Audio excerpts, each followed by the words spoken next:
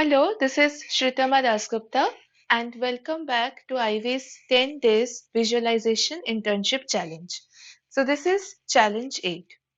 So the dataset remains the same, which consists of the retailers table and the sales table.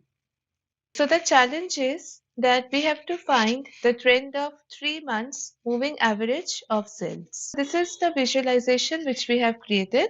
Now to make this visualization, we had to make a calendar table and also we had to make a measure. So just let us look at them one by one. So firstly, we have created this calendar table. So to create this calendar table, we have used the function called calendar auto. So what calendar auto does is it's a very handy function which can be used in DAX to generate a date table based on the range of dates which we have in our data. So basically calendar auto is generating a range of dates based on the range of dates which we have in our invoice date column.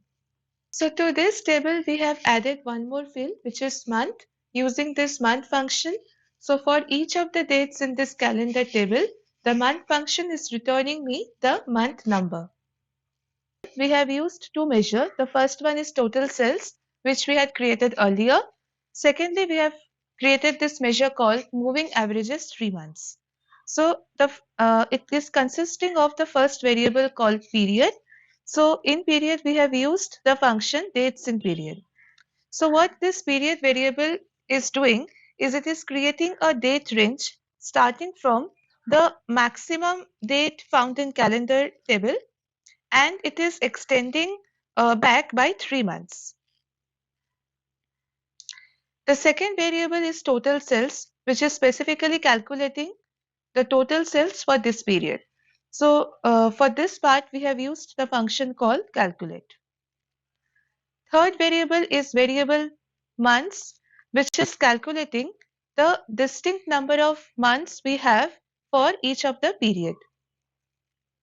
And lastly, we are dividing total sales by the number of months to finally get the moving average of 3 months.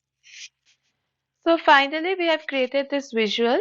So we have used a line chart. For the x-axis, we have taken the date from the calendar table and we have used year and month.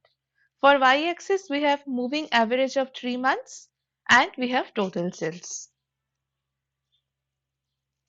So that is it for this challenge. Stay tuned for the next one.